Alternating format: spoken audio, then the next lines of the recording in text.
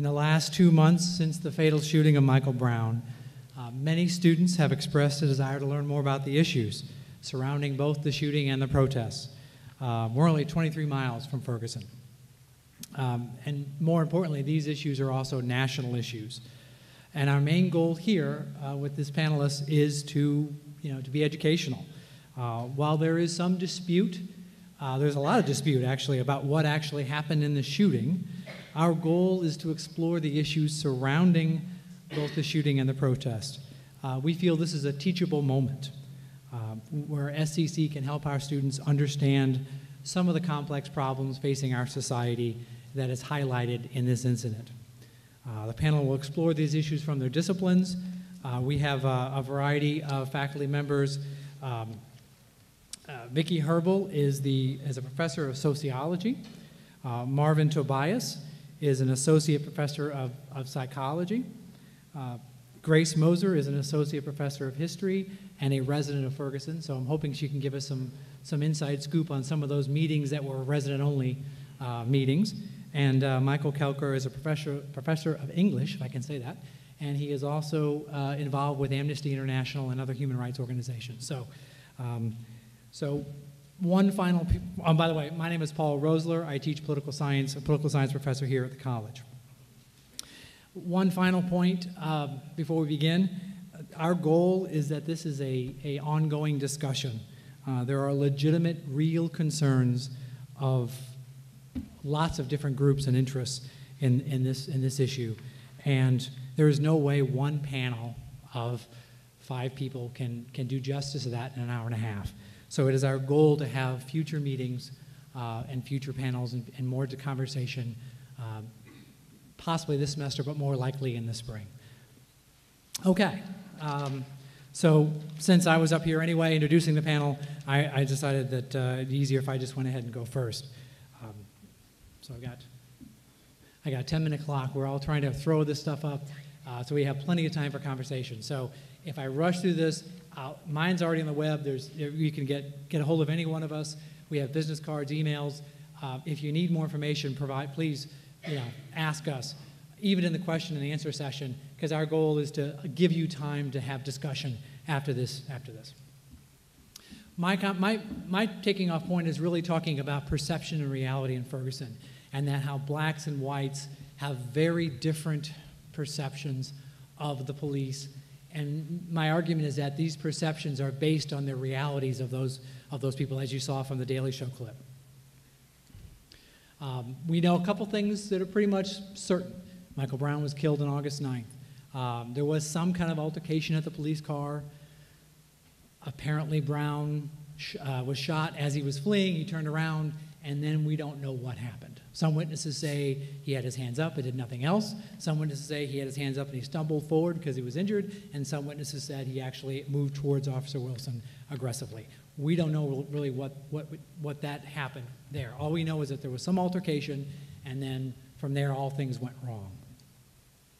What I'm talking about, though, is how those events are perceived, because the reality of whites and blacks in America is very different, and that affects how they perceive these very seemingly innocuous, this is what happened, but how we see those events are very different, depends on what our perceptions are. So we're going to talk about what are our perceptions, why there's so much mistrust among police, how that affects the view on whether or not justice was served, and how, if possible, we can change these perceptions.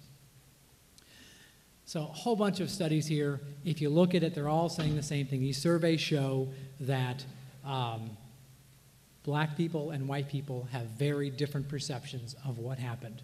Was Brown targeted because of his race? If you're white, you say yes. If you're black, if you're white, you say no. If you're black, you say yes. Was the killing justified? If you're white, you say yes. If you're black, you say no. Should Officer Wilson be prosecuted? Should he be charged with a crime? Again, if you're white, you say no. If you're black, you say yes. Very different attitudes, very different perceptions. And why? Why is there so much more mistrust of police? Well, it's a long history of it. I'm hoping we'll hear, I'm sure we'll hear more on that. But I'm going to give you some data points. Again, I'm throwing this on the web if you want more. But if Missouri has a really cool program where they track every police stop in the state, both at the city level, at the county level, and at the statewide level. And if you look at the level, you break it down any way you want. Whites are more likely to have contraband in their cars, but blacks are more likely to be stopped, and blacks are more likely to be searched. So the contraband hit rate for whites in 2013 was 26% for whites and 18.8% for blacks. So again, whites are more likely to have drugs in their cars, even though blacks are stopped and searched more often. And this is not a fluke. Here's a table showing the statewide data. You can go back, and what's cool, Missouri's been doing this for 13 years now. You can go back, see any other year, and you see the same data. 2010, 2005, 2002. It's the same statistic. Year after year after year, blacks and Hispanics too get pulled over more often, get searched more often, yet every year the results are the same. Whites are more likely to have drugs or guns or contraband in their cars. And there's also, you can break it down by Ferguson, by city as well, and you can look at it. It's the Attorney General website. It's really a useful website. But profiling is not limited to just Missouri. Missouri just does a really good job of keeping track of all that. In New York City, they used to have something called stop and frisk, and guess who was stopped and frisked? Overwhelmingly black, 52%, and 31% Hispanic. Yet again, if you were white, you were much more likely to have drugs or contraband on your possession, even though blacks and Hispanics were far more likely to be searched. Police shootings. Most people who are killed by police are black and Latinos. Chicago, Illinois, 91% of people shot by police and killed by police were black, even though the percentage was only 33%. So again, all the way through, you see the statistics over and over and over again. In Walmart, a week before the Michael Brown shooting, this gentleman went to Walmart, picked up a BB gun, and started talking to his girlfriend on the phone, and you can see him swinging this, just playing, he's just swinging the gun around. Somebody calls the police and says there's a dangerous black man in the store with a gun, he's threatening people, and the police, you just saw the police just killed him, right there. That was the police just killed this guy in Ohio, a week before Michael Brown was killed. There was a grand jury. A grand jury, there's actually one going on in St. Louis. A grand jury is a jury that's, it's kind of like a regular jury, except their job is not to define innocence or guilt, but to see is there enough evidence for a trial. And the grand jury, in this case, ruled there was not evidence to indict, to accuse the officer of wrongdoing. And so another black man was shot down, this time on videotape. So white and black realities are different. They're very different. And I want to stress this. I'm not blaming cops, because I think being a police officer has got to be one of the toughest, it probably is the toughest job. It is a hard job. I wouldn't want to do it. It's far too dangerous for me. I'm a wuss. I wouldn't want to do that. But it is, the reality is there. I don't understand why blacks are pulled over. I try to think good of everybody, but something's wrong. And something is weird in our society. But this is year after year after year, state after state after state. This is not just a local Ferguson thing. And my argument is, unless we understand why, we won't really get a full grasp of what's going on. And so this reality of mistrust, this reality of being pulled over, of being shot at, this creates, and being harassed, this creates mistrust, not just of police, but of society in general. And so even though there are reasonable, for example, why did it take so long for the county police to get to the scene? There's actually a reasonable reason for that. There's a very good reason for that, because there was a robbery down south in St. Anthony's Medical Center earlier that morning. So again, there are reasons for these things. But if you have a very heightened mistrust, you're going to be a lot more angry than you would if you didn't have this built-up mistrust. And even Ferguson Police Chief Jackson did apologize for the 4-hour wait. He thought that was too long. But I've looked at others' data that shows that 4 hours is not totally, it's crazy that's that long, but it's not uncommon to wait that long. But this mistrust feeds this. And this perception shapes reality. So how the government, how the police are viewed affects how whether they think there's going to be justice out of the system. The grand jury is meeting right now. They just pushed it back until January. There's a grand jury going on, going to decide whether or not Officer Wilson should be indicted.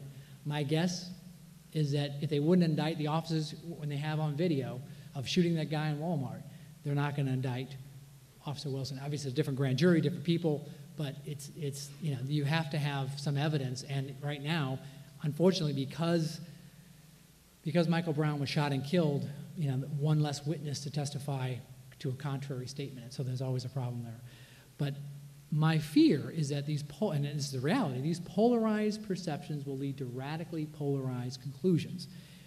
And, you know, if you don't believe that what's happening in this grand jury and Prosecutor McCulloch, if you don't believe that this is a fair process, you're not going to be happy. I'm not sure, even if he was indicted, I don't think he would be convicted because there are so many conflicting testimonies about what actually happened in that shooting. But, you know, not having that, I think, is going to raise real concerns because of this pattern of mistrust. So what do you do? Well, my argument is that we should continue to track. What Missouri does is really good. We should track these police stops, but we also need to act on them. Police, we've been stopping people, overwhelmingly black and Hispanic, for 13 years now, but nothing has changed. It's the same data year after year after year.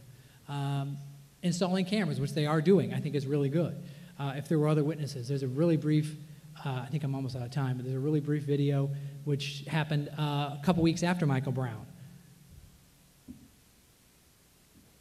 You can turn the volume up if you can. Is that it? Okay. This is a, there should be some volume. I'm not sure why it's not working, but that's okay. This is a black man in a gas station, building a gas station. The police officer asked him to get his license. He reached in the car to get his license. The police officer shot him, and he was not killed. He was wounded. He was not killed. But in this case, because they had the camera, he was pulled over because he wasn't wearing a seatbelt. And so because the cop had a camera in the car, they were actually able to see what actually happened. And this police officer was actually indicted, and he is going on trial for assault. So cameras can really do wonders. So I'm out of time, so I do want to turn over to, I think we said Grace Moser next.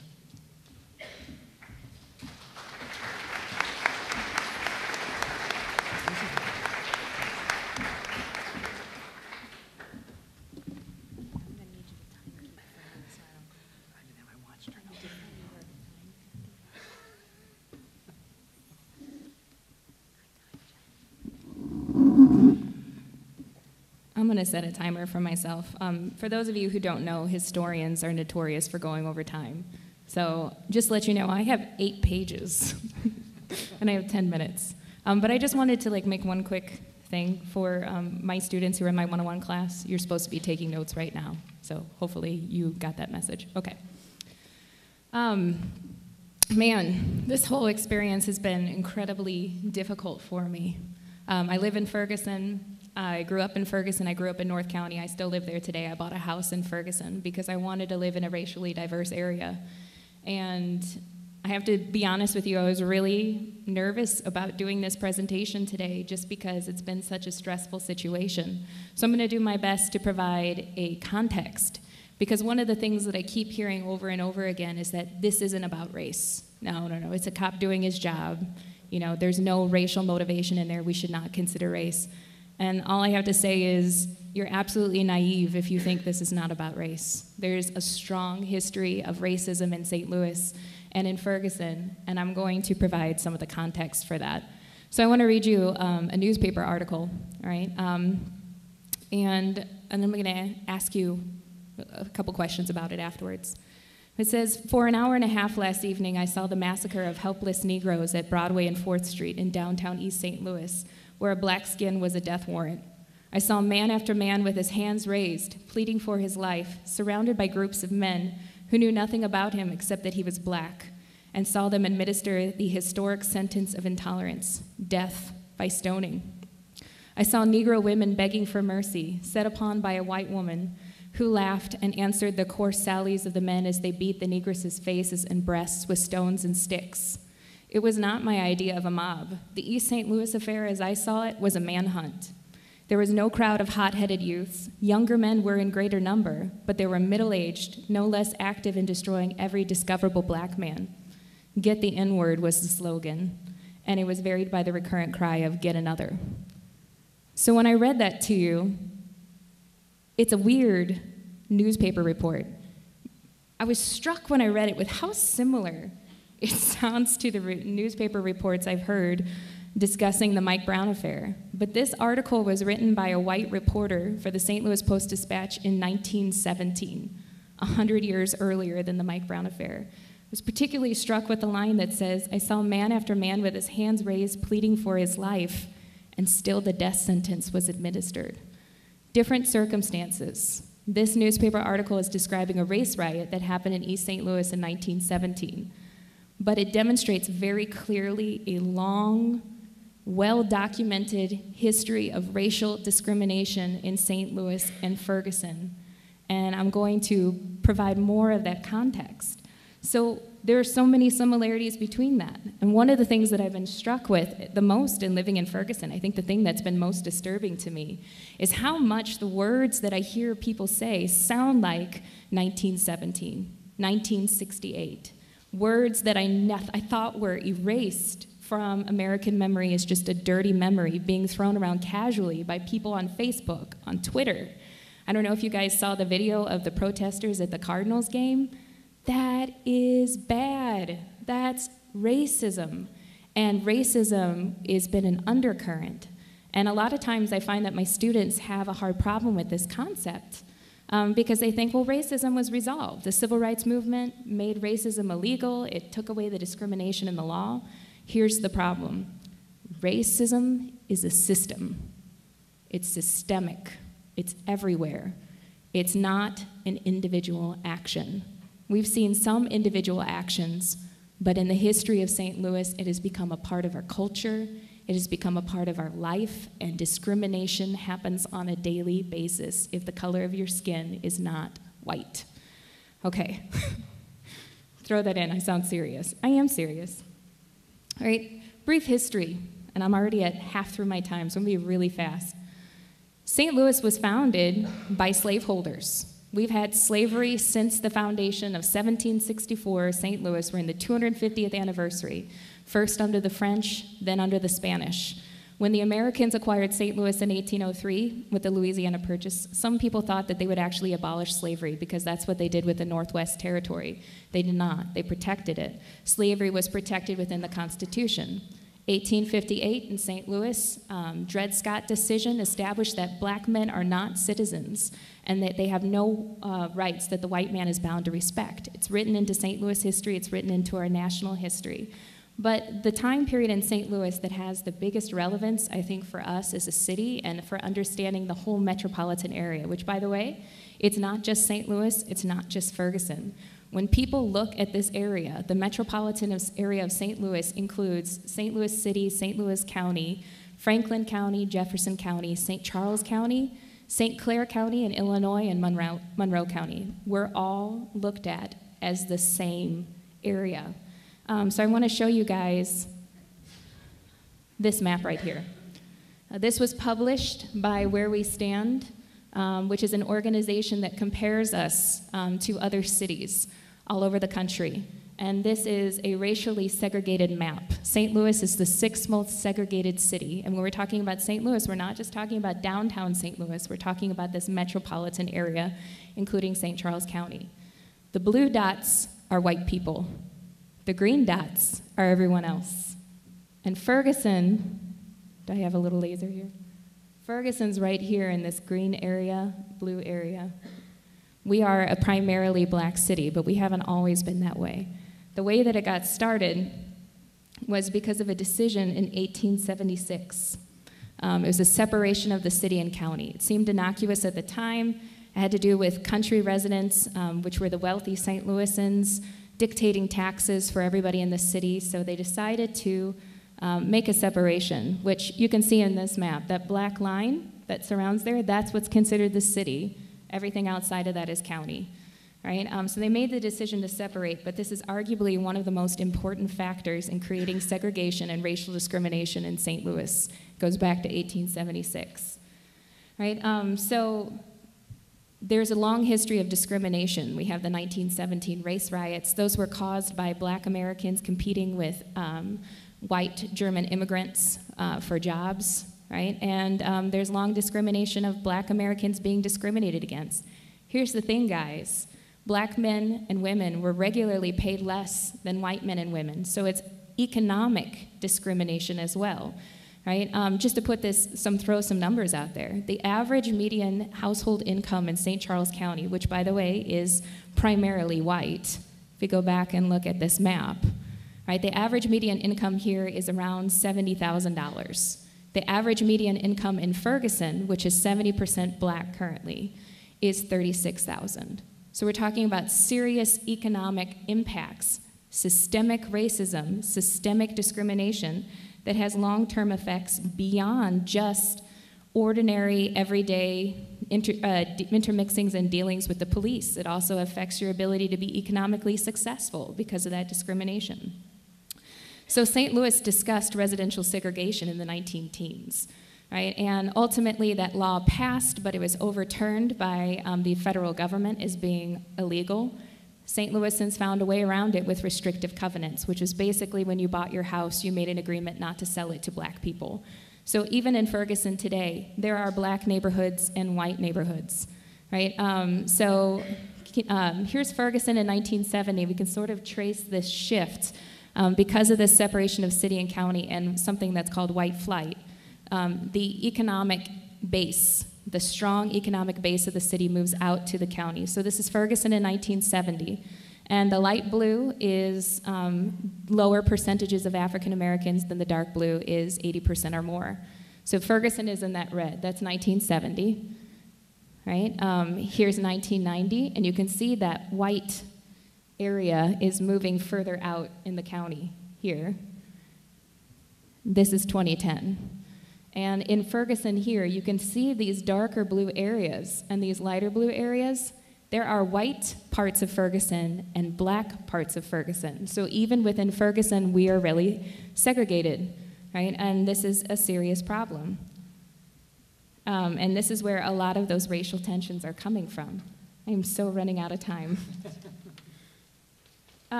So what happened with Ferguson? Why this white flight, right?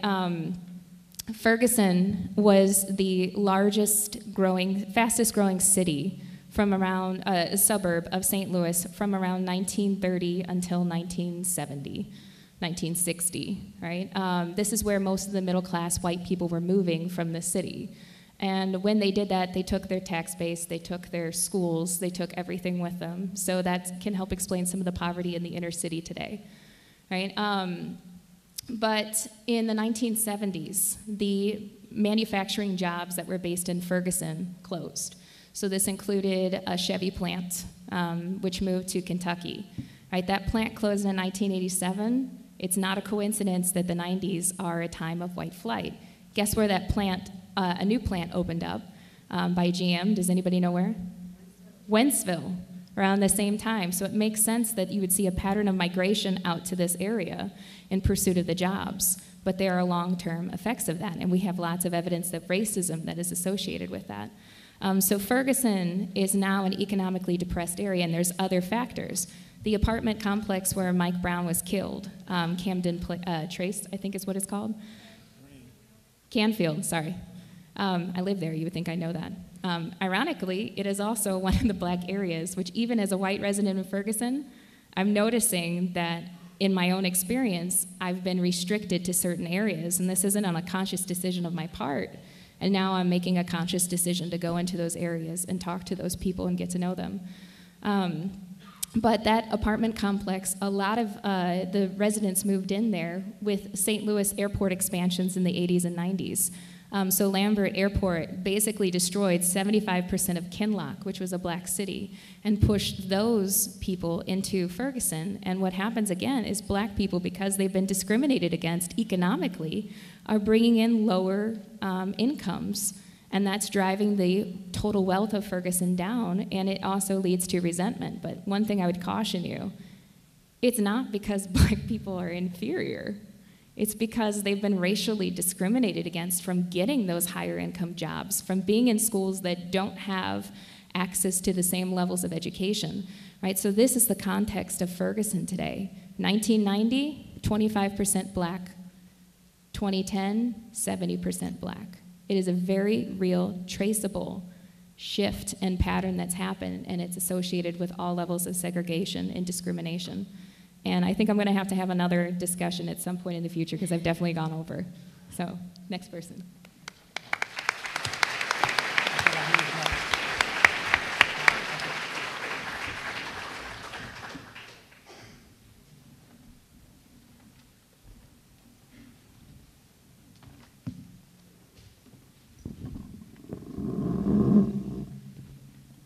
Hello. I don't have PowerPoints. Not that that's bad. I have my timer as well. If you're taking notes, the 2 words you're going to write down are implicit attitude. Those are the 2 words for my 10-minute presentation, implicit attitude.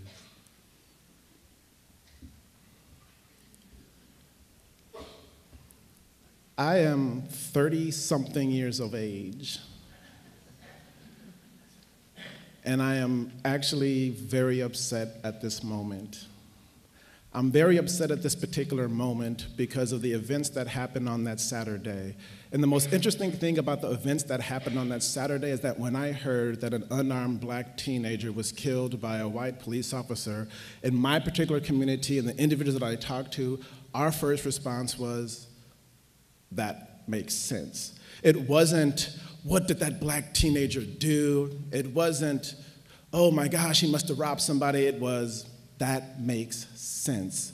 Some of the conflict that we're dealing with between blacks and whites is because we're coming at it from 2 different perspectives or angles based on the implicit attitudes that we might have. Is this whistling or is that me? I was raised by a mother, and her mother's a very excellent person. My particular mother said that you should excel and achieve at everything that you do, and no matter how much you should achieve and excel, just be aware of one particular fact, and that one particular fact is that people are going to say things about you because your skin is black. And I didn't mean to rhyme right there, that's just how it came out. But when she said that to me, she wasn't saying, oh, because you're black, you're supposed to be strong. Because you're black, know what happened in Africa. She was saying because you're black, people are going to associate you with several different things. One is going to be criminality. They're going to say that you're a criminal. Second, they're going to say you're going to have this authority problem, you're going to be disrespectful. And third, when you're in school and they talk about slavery, they're going to look right at you because obviously because you're black, you know more about it. They want to know what your opinion is. My opinion, like yours, is that slavery is a horrible thing, but I myself am not a slave. The events that happened on Saturday didn't surprise those in that particular area because they were taught the exact same thing, that even though they're struggling and striving to make things work, regardless, people are going to see them as criminals who have absolutely no respect for the things that are going on around them. They're going to be lazy. They're just raised by single moms whose only job is to push out more babies and keep their hands out to get more things because that's what's taught. That's what's put out in the media. And it's not that we're saying that an individual who's black is a victim. It's a simple fact that it's a reality that you have to live within. So when I heard what happened on that Saturday, I said, wow, that makes sense. And the individuals in that particular community were outraged as they should be because they saw one of their own gunned down in the streets. And your very first response is, wait a minute, let due process work. Don't jump to conclusions. There you go again, they're just being too emotional. That's what they're going to do. It does make sense to be emotional when an individual that you feel is a part of a community that you see as a brother, you feel you just gunned down recklessly for no particular reason. So they waited, just like I waited for Sunday when new information was going to come out. And that new information was going to help quell the uprising that was happening. And you know what that new information said? That new information said the perspective that individuals going to take is simply this: Mike Brown caused his own death because he did a strong arm robbery an hour and a half before. And everyone knows that when you do a robbery, death should happen next. What the individuals in the community heard was the exact same thing that I heard. It was a blaming the victim, and therefore, those are the consequences. I'm going to make a comparison real fast that might hurt others. I'm not trying to. If I had a daughter who was raped by a man, I know she was raped, and I asked the police for information, and your first response was, you know, she slept with 2 guys the night before, but we're pretty sure she was raped, maybe. How mad would that make you? Because you're basically saying that my daughter deserved what happened to her. And that's how it felt on that Sunday, is that you basically said that he robbed, and therefore death is what happened.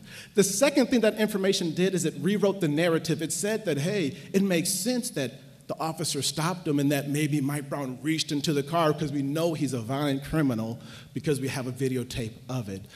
It wasn't a situation where the African-American community was sitting there like, let's go riot, let's go loot. We were saying, give us information that makes sense. And your response to that particular information, referring to the police, was to blame the individual for the act. It's the criminal act that occurred.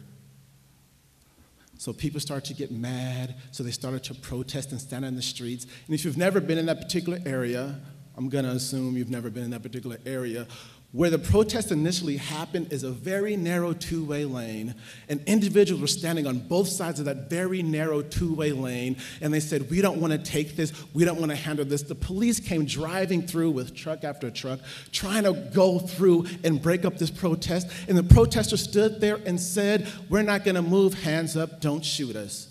And they stood in the street and they said, hands up, don't shoot us, because they're telling you we are tired and fed up, number one, of being called a criminal every time that you see us and saying that we have an authority problem. So the police brought the dogs out, which is a form of crowd control.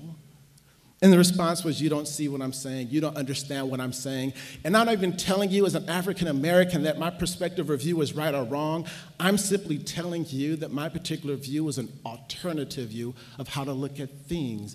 See, your particular view is that obviously Officer Wilson is right because he's the police and they don't do wrong. And my particular view, based on my particular experiences, I don't know who's right or wrong, but it's a possibility that Officer Wilson could have been wrong. And you reject my particular view because of what we call implicit attitude.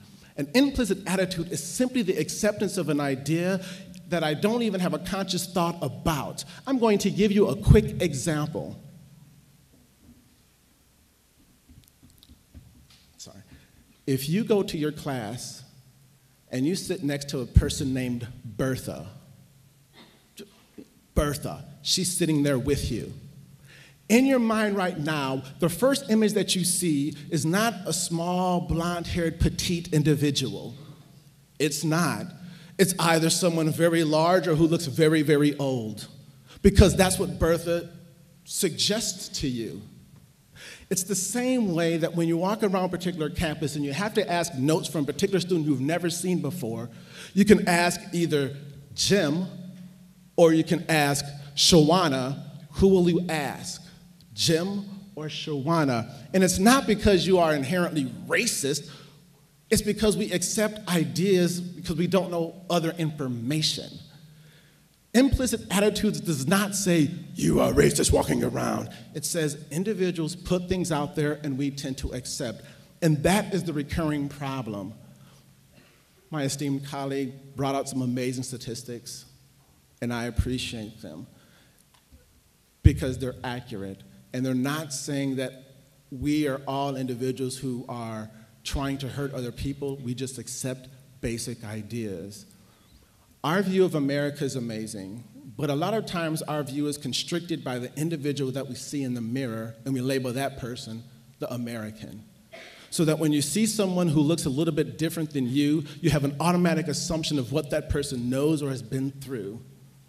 You see someone who's a little different than you, and you say to yourself, wow, I wonder how long they've been here.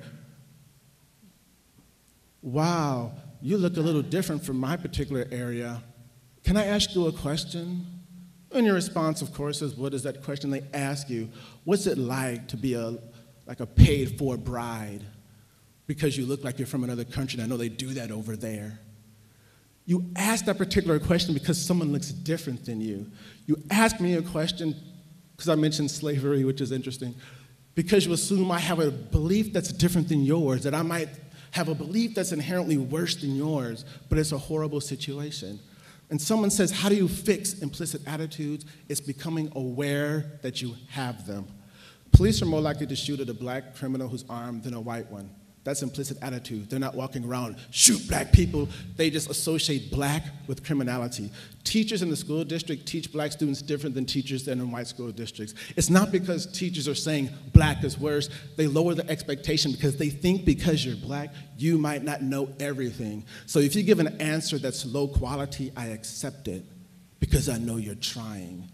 Doctors are less likely to prescribe treatment for black patients simply because they're black individuals. They're not saying, I want black people to die, but the idea is that because you're black, you're less likely to follow the treatment, and that leads to my behavior changing. When I watch television, and the biggest thing on television now is ISIS, ISIS, ISIS, and that actually starts to prime you, so that if someone says that they're Muslim, your first idea is, oh man, you must be cutting off the heads of people. It's not because you're a racist person, it's because you're accepting an implicit idea or attitude. The best and fastest way to fix that is be aware that you actually have it. You can't ever sit and reject the idea that I have accepted what the media says. When I watch television, I watch a lot of television, I watch it like my son watches it, and I'm running over.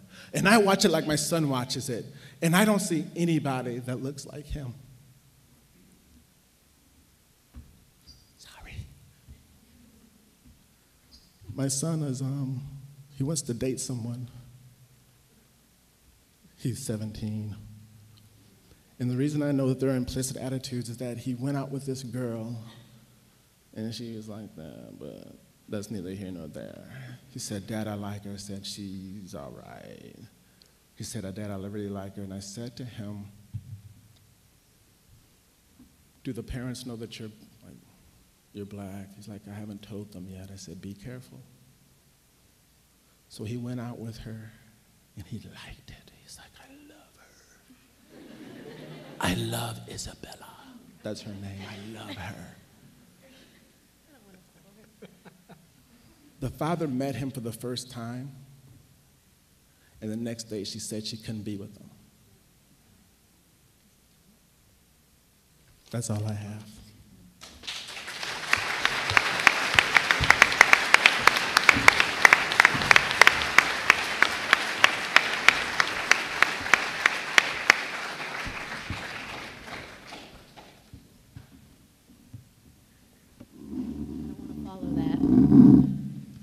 Follow that. I don't have the experience that Grace has living in Ferguson, and I don't have the experience that Marvin has being an African-American man in America.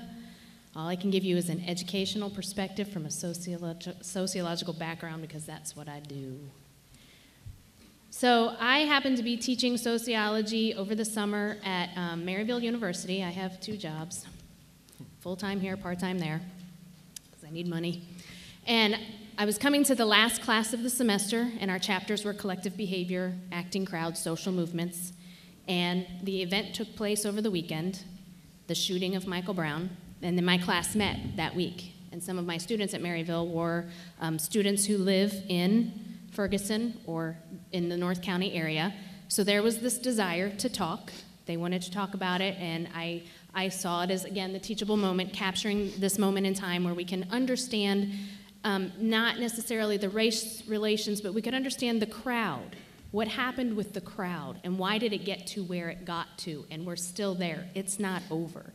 The other interesting thing that was happening at the same time in both of these events, the shooting in Ferguson, but also the ice bucket challenge, were just everywhere. And it was such an interesting dynamic. We're watching human suffering, we're watching racism, pain, suffering, and we're watching people dump buckets of ice water on their head to raise money for a cause. And so my students were very conflicted, as was I. How can we live in this society where we just constantly are revolving from anger to hope and anger to hope and anger to hope, all in the same day, the same Twitter feed? So it was very interesting, and I allowed my students to choose which example of collective behavior they wanted to write about, Ferguson or the Ice Bucket Challenge. If you want to hear more about the Ice Bucket Challenge, you can ask me later because that was very interesting. I'm going to talk about Ferguson. So we're talking about collective behavior, which is behavior that it suspends all social norms. You're all following a social norm. You're attending an academic presentation, you're sitting, you're paying attention. Some of you are on your phones because you're not interested, that's all right, we don't hold that against you. But you're following a set of social norms. And we usually do that. In a collective group, in a social crowd, we have norms that govern our behavior, we follow those norms, everything's good. But there are times where the actions of the group will bypass the norms and something new will happen. So if there was a fire alarm that went off, we're going to react. And we're going to act collectively. Now, we know the rules of fire alarms, orderly, women and children first, men stay and perish. But there might be some chaos at that time. And so we watched some chaos ensue. And we saw some specific examples of collective behavior occur in Ferguson. And these are fairly predictable collective responses to an action when there are some circumstances that are in place. So we saw rioting. Tons of rumors fueled by the media, fueled by individuals, fueled by ignorance and inexperience. We saw some panic and a little bit of mass hysteria, people just kind of freaking out, people who live in Ferguson, people who live around Ferguson, people who were avoiding Ferguson and North County at all costs because they were so panicked.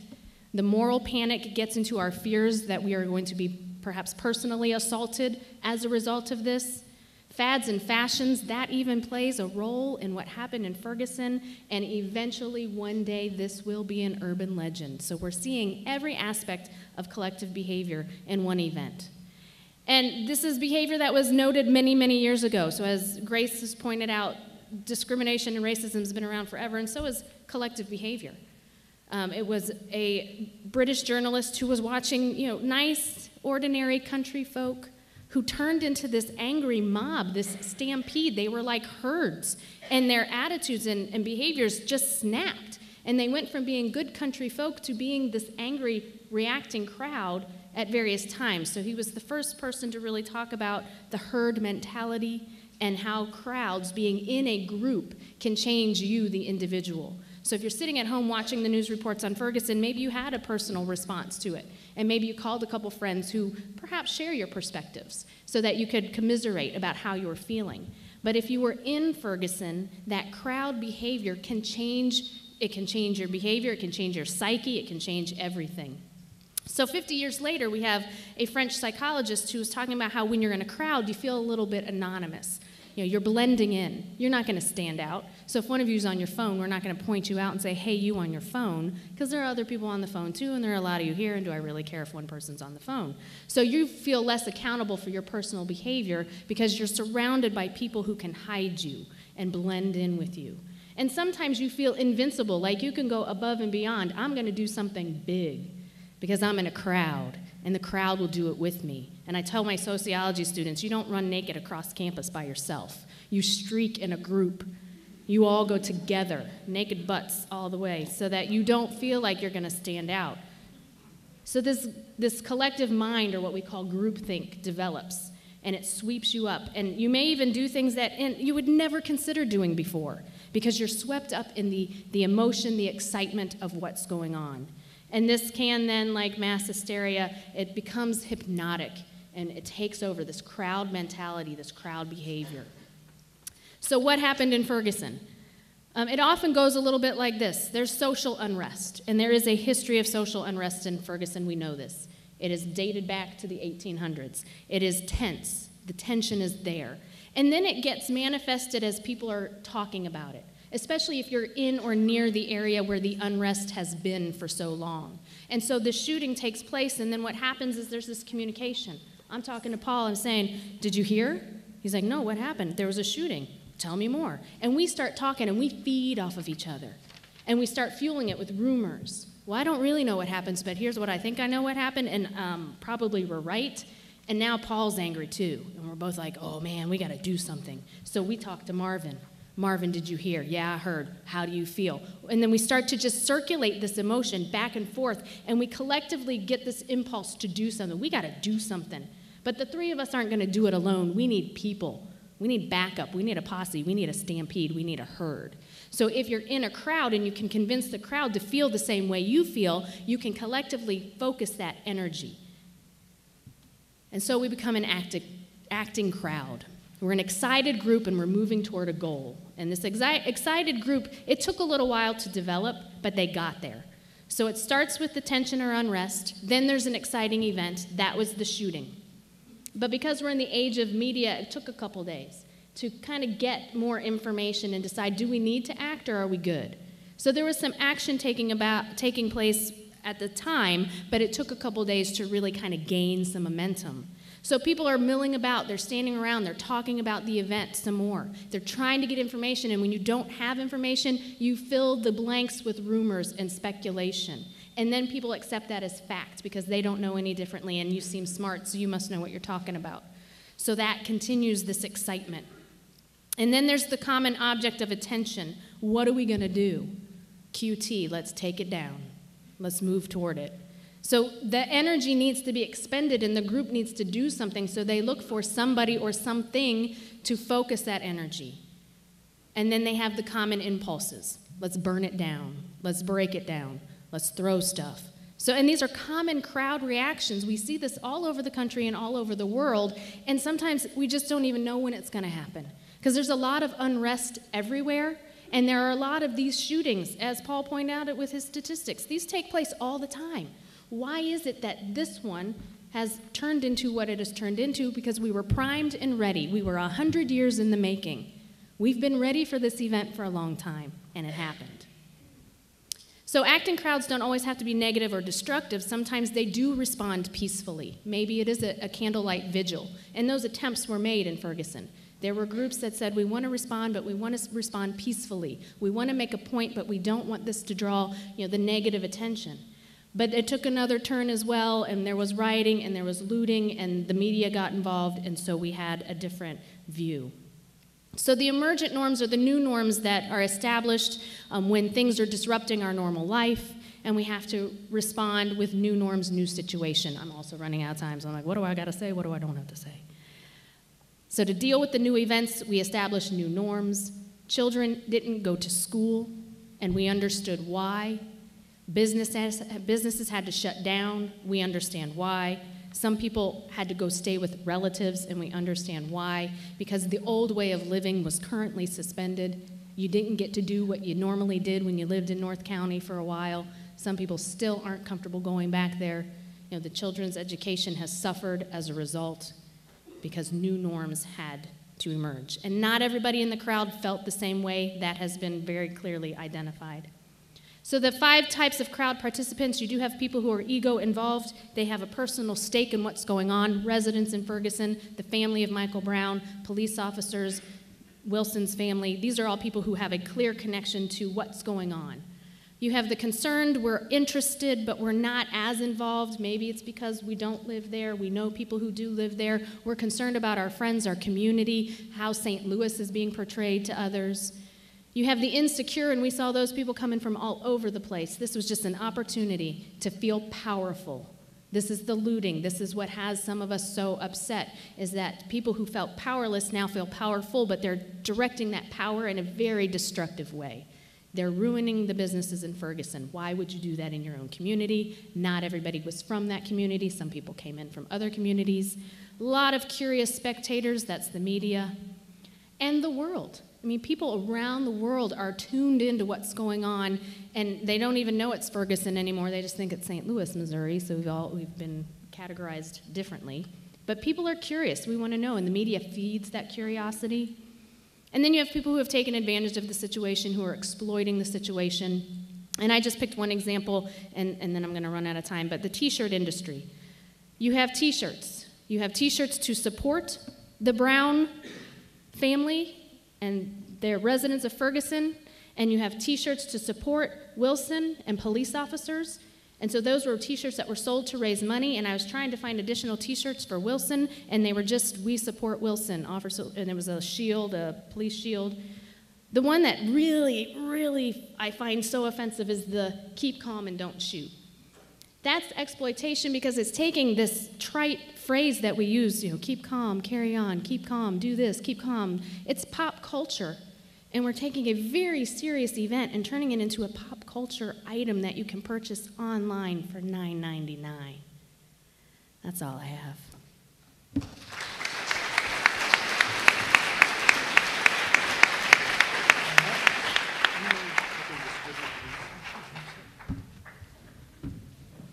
Yes, good afternoon. Yes, good afternoon. My name is Michael Kelker, and since it's 10 minutes that I get, let me get to the point. My point is twofold. One, that this represents a new civil rights movement. Two, and interrelated with this, alternative media play a profoundly important role in articulating and even shaping the movement. I had no idea that there would be this many people, and we're going to have some Q&A and observations from you in just a few minutes. So thank you for staying here. Thank you for being here. I had no idea whatsoever that more than 100 people would show. What's being distributed is a 8-page booklet that I made that gives a short overview of this as a civil rights subject. And I encourage you to think about this and frame the subject in terms of civil rights, because that's really what it is. And again, with that, media portrayals are very important. And I'm here to tell you that having been transfixed by Ferguson, not only in the first 10 days, but since then, the role of independent media has been extremely profound. But first of all, what are civil rights? These are the basic rights that we have. And this, the right to life and the right to safety are the rights from which all others flow. And this is not a time to get into too much history because it is 10 minutes that we get. But we have a number of other rights articulated in our Constitution and Bill of Rights, and we are a country that seeks to have equal rights and justice under the law, equal rights and justice for everyone. And it's been a long road to get there. And one of the precepts about studying civil rights is that when civil rights achievements are made, it's never via a straight line or a narrow, straight-looking road, if you will. And we can study this in terms of history, and we can look at a historical timeline, but a timeline is not history. A timeline is just that. It's linear. And so if we look at Ferguson as a civil rights issue, we're going to see a lot of things from strides forward in the direction of equal rights and justice for everyone under the law. And we're going to see some missteps, some sidesteps, a lot of things. It's going to be messy looking in actual fact. And one of the interesting things about this subject as a civil rights subject is suggested to you in the last 2 or 3 pages, because this has been called a leaderless movement. It is not top-down management wherein we have a leader like Dr. King 45 and more years ago, leading the movement. And yes, there are some national figures who've come in, Al Sharpton, Jesse Jackson, and a few others, but they're not the ones leading this movement. One of the most fascinating dimensions of this thing is that we have new and younger leadership who are taking charge and leading the way towards civil rights. And that includes a lot of civil rights demonstrations. It has included looting. That's not actually a civil rights demonstration itself, but that's just one dimension of a much, much larger series of types of response that we've seen. And the new leadership is using and relying upon some of the alternative media. Antonio French has a very active Twitter account. He's an alderman in Ferguson. And if you don't know Antonio French, please look him up, because he's really a hero. And he's one of those people who went out on the front lines trying to talk people down, take your anger and direct it some other kind of way, not through destruction. Antonio French is just one of many people whose Twitter accounts are alive with really essential information.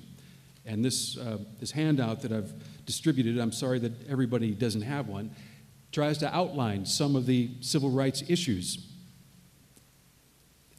After the 9th of August, we've seen a lot of response and counter-response by authorities. And among the civil rights issues that we have to deal with as thinking people is what kind of policing do we want in our communities?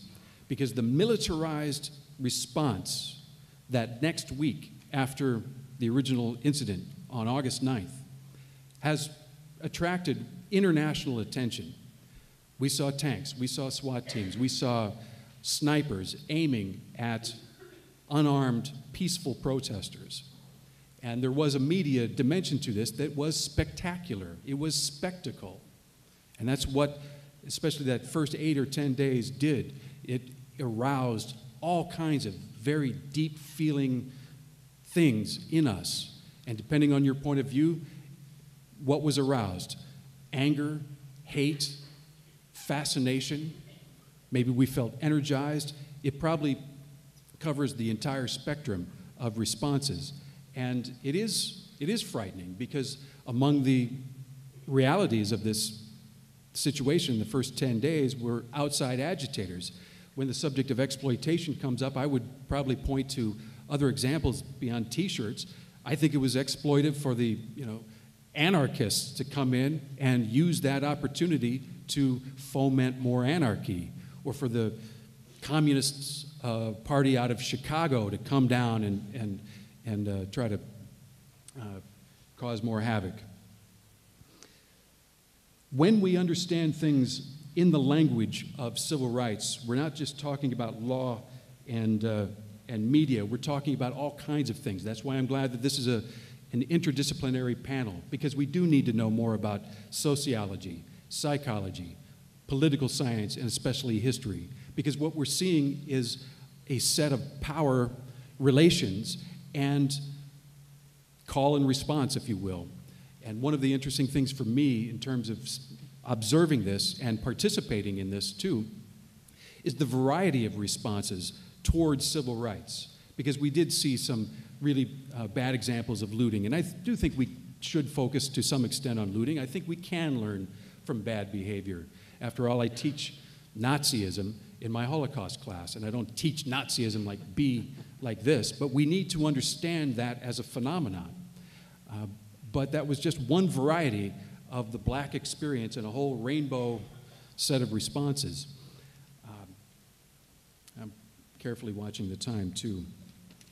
So in addition to the militarized policing, we do need to be aware of freedom of the press and freedom of speech. We're getting down to the essence. When we study civil rights, we're getting down to exactly what type of protest in the street is allowable under law in this country. Can you stand in a public space and demonstrate? And up until last Monday, the answer was no. If you check on page 3 of my handout, if you have one, there was something called the 5-second rule, or AKA keep it moving. Demonstrators in Ferguson were not allowed to stand in a public space. And we're not talking about people who are necessarily blocking the access of traffic or anything else. Simply standing on the sidewalk. Are you allowed to do that? The answer was no. It was inconsistent in its application, but the answer was no. How about that for freedom of assembly? So we're getting down to the throbbing heartbeat of this subject when we look at this in terms of civil rights. And as I noted on page 3, just last Monday, a federal judge ruled that police in Ferguson would not be allowed to say, no, you can't stand there, keep it moving. Because what does keep it moving do? It makes people who can't keep it moving stand down.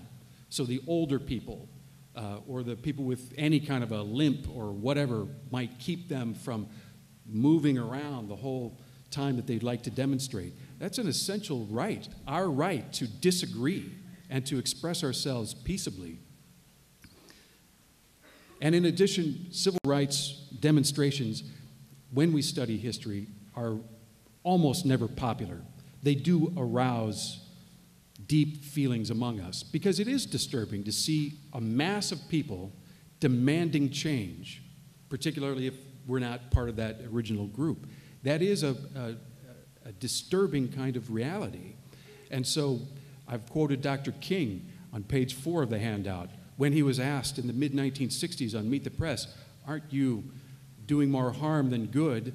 Because polls have shown that people don't like this kind of activity.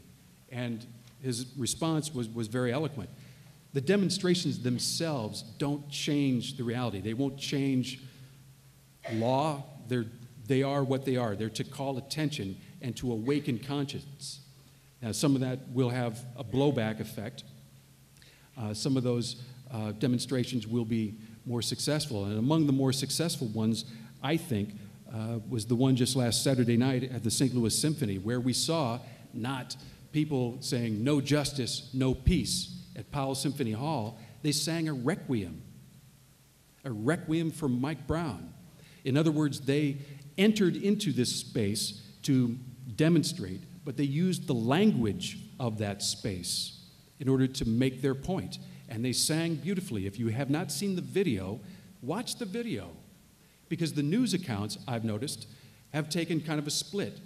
Certain news accounts will call attention to interruption of the symphony. And it takes a while to get into the article to find out that they were singing a requiem for Mike Brown. Whereas some of the more positive media portrayals called attention to this as a requiem. It's a different kind of response. And then some people who had unfurled banners from the balcony flew out paper hearts. And if I can bring up the paper heart. Yeah, okay, it says Requiem for Mike Brown. I'm sorry that that's not bigger. But that's, yeah, I'm coming out to my time slide anyway. That's a form of demonstration to awaken conscience. And I think that's part of the discussion that we need to have, because alternative media are vitally important. One last example. When we talk about advocacy media, I'd like to give you what I think is one of the most amazing examples of this whole situation. The St. Louis American is a weekly black newspaper. Its managing editor is Chris King, a white man, by the way. Chris King was on the front line, but not physically. He was at his home with a variety of media in front of him. And because of the clout in the community that the publisher of the St. Louis American has, he also had access to power. And so there were a lot of outside agitators as part of that Ferguson demonstration in the first 10 days. And he had information being fed to him that he was filtering. And that shifts the power relations, because really what we're talking about at the essence are power relations. And we're seeing through alternative media a kind of decentering of the traditional forms of power. And yes, we have to filter a lot when there's Twitter rumors and so forth, but between Twitter and other media, the kind of webcams that allow us to see what's actually happening from peaceable protesters, many of whom came out during the day, as opposed to in the evening with the more rowdy protesters. In each case, what we find is a new kind of narrative. What you see depends upon where you stand. That's a Caribbean proverb that I've picked up. What you see depends upon where you stand. So media analysis and civil rights language and concepts and history, that's where I stand, and that's what I'm encouraging you to do as well. Thank you.